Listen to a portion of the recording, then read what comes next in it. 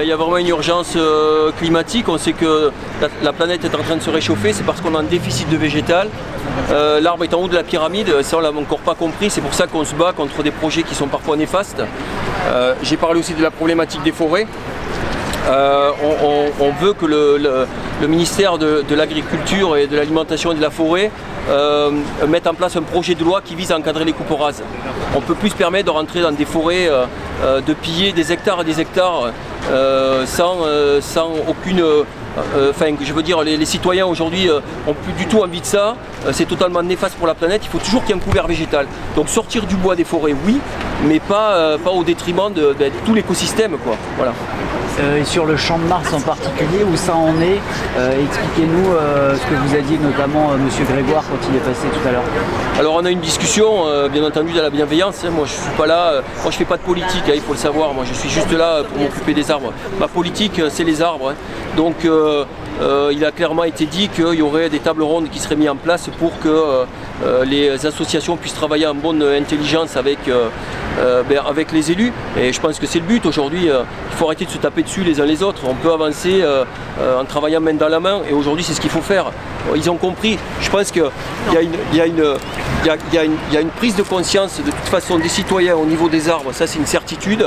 Maintenant, ce sont les citoyens parfois qui font bouger les élus. C'est le but. C'est pour ça qu'on fait ces actions-là, parce qu'elles sont médiatiques et parce que de par la médiatisation, il y a j'espère, une prise de conscience de la part des élus. Voilà. Et quel est le risque pour les arbres qui sont ici au Champ de Mars, même s'ils ne vont pas être abattus, quel est le risque quand même avec ce projet de construction qui est toujours en cours? C'est justement pour ça qu'il y aura des tables rondes qui vont être mises en place pour que justement on redéfinisse qu'est-ce qui va se faire ici. Le but c'est que finalement, s'il doit y avoir des constructions, ce que je pense, après je ne veux pas mettre les associations à dos, mais il faut qu'elles soient concertées et il faut savoir où on peut les implanter, mais surtout pas détruire le vivant qui est déjà en place. C'est juste ce qu'on est en train de dire en fait. Voilà. La mairie a promis de ne pas abattre les arbres, donc qu'est-ce que vous demandez de plus? Qu'est-ce qu'on demande de plus? Qu'on n'a pas de certitude ici, qu'il n'y ait pas de projet de construction. Le permis de construire, il est toujours affiché ici, quoi. Donc c'est pour ça que ces tables rondes, elles doivent permettre aux associations de s'exprimer et de dire on veut ci, on veut ça ou on veut pas ça. Et à partir de là, on pourra redéfinir un modèle peut-être de... je sais pas moi, s'il nous parlait de sanitaire, il voulait faire des sanitaires. Bon voilà, à un moment donné, il faut peut-être des sanitaires, j'en sais rien. Moi, c'est pas trop mon rôle, ça. Moi, mon truc, c'est les arbres, mais je pense qu'en concertation, on peut arriver à essayer de trouver quelque chose. En tout cas, ce qu'il y a de bien aujourd'hui, c'est qu'ils ouvrent la porte aux associations pour faire une table ronde. Donc ça, c'est gravé dans ma mémoire, et il va falloir qu'ils jouent le jeu, parce que c'est important de le faire, quoi. Vous avez une date ou pas? Non, on n'a pas de date, mais on va leur demander un courrier écrit, quoi. Et si le permis de construire est toujours présent, ce sera quoi vos actions futures? Vous verrez. En tout cas, vous redescendrez quand là? Je redescendrai quand il y a plusieurs demandes qui ont été faites, notamment sur les coupes rases, un projet de mise en place pour encadrer les coupes rases, et puis sur les L350-3 du Code de l'environnement. Tous les arbres que vous avez autour de vous là, ils sont en danger, je vous le dis clairement. Demain, si vous avez un élu qui n'aime pas les arbres, tous ces arbres là peuvent tomber. Et partout en France. C'est quoi, ces arbres là, ils sont symboliques de tout votre combat pour les arbres? Mais le symbole, c'est ces arbres. Ça, c'est l'avenir de nos enfants, quoi. Donc qu'est-ce qu'on fait? On les fait tomber ou on aime nos enfants et on les laisse debout? Moi, j'opte pour la deuxième solution, quoi. Voilà. Et est-ce que vous pouvez nous expliquer sur le code de l'environnement, l'article en particulier qui met en danger ces arbres? Le L350-3, c'est un article de loi qui interdit l'abattage des arbres d'alignement en bonne santé. Et, sauf qu'il est bourré de dérogations. Et donc ces dérogations-là, il a régressé puisqu'on a rajouté le mot aménagement. Donc pour aménagement, aujourd'hui, on pose une dérogation pour aménagement et on peut faire tomber les arbres, quoi. Donc, comme je vous dis, les arbres sont en danger. Dans les villes, les arbres sont pratiquement tous en alignement. Au bord des routes, ce sont des alignements d'arbres aussi. Alors est-ce qu'on veut continuer à rouler sur des routes où il y a des gros platanes et on ne met pas la climatisation pour ne pas consommer davantage avec la voiture et polluer? Ou est-ce qu'on veut rouler sur des routes en plein soleil, quoi? Enfin, j'estime que c'est aussi le patrimoine culturel de la France. Et voilà, donc on doit préserver tous les arbres, quoi, point barre. Aujourd'hui, le moindre arbre sur la Terre, il est important. Va vraiment bien falloir se le mettre dans la tête. Donc, ok, moi, vous savez quoi? Je le dis, moi, j'ai pas peur de le dire, je me chauffe au bois. Mais c'est la manière aussi dont on prélève le bois dans les forêts qui est important. C'est tout. Voilà. Bonjour, c'est pour Chiche TV. Je vous avais interviewé il y a un peu plus d'1 an devant le ministère. Vous aviez grimpé un arbre. Et qu'est-il advenu des arbres que vous vouliez sauver? Les arbres de Condon, ils ont été abattus. Les 26, ils ont été abattus. Voilà.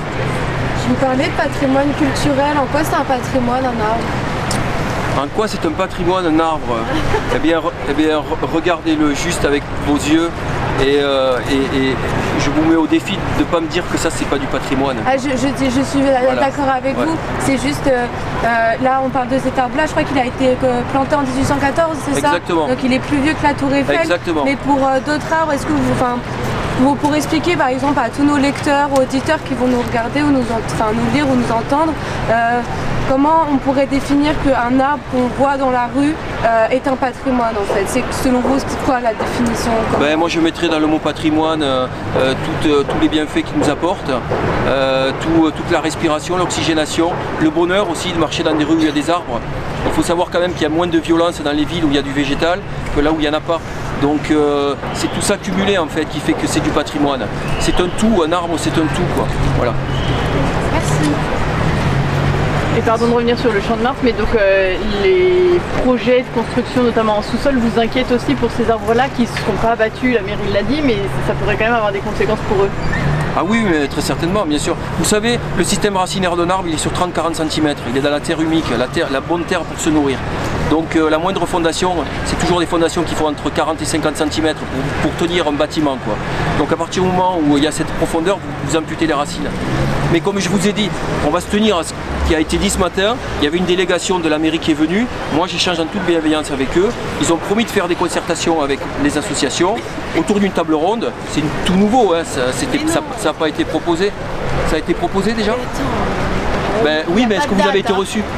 Il n'y a pas de date. C'est bien pour ça que Oui, là... mais toi, tu n'as pas été reçu encore. Là, ils m'ont proposé de venir. Ils t'ont dit, on va le faire. Ah non, non. Oui, mais... Bon, alors par contre, Christine, je vais te dire un truc. Si on me promet quelque chose, il faut que ça se fasse.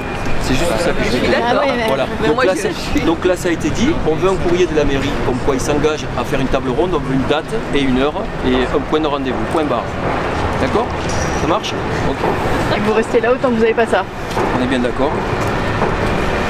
Il est têtu. On est nombreux à soutenir ce mouvement. Il y a 140 000 personnes qui ont signé la pétition et on ne va pas se laisser.